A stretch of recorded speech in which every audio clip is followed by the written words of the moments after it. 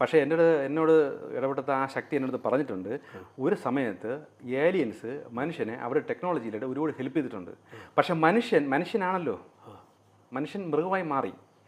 ഇതെല്ലാം വെച്ച് അവരൊരു ലെവൽ കഴിഞ്ഞപ്പം ഇവരെ അങ്ങോട്ട് പരീക്ഷിക്കാൻ തുടങ്ങി.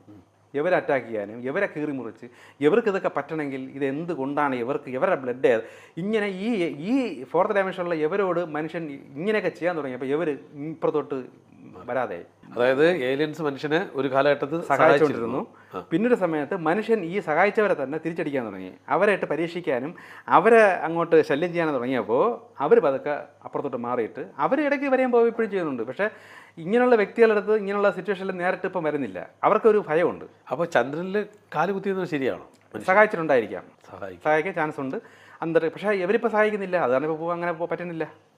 ഇപ്പം അത്രയോ വർഷത്തിന് ശേഷം സ്വന്തമായി അന്നത്തെ ടെക്നോളജി വെച്ച് ആക്കെയാണ് ഇപ്പം പിന്നെ തുടങ്ങിയത്.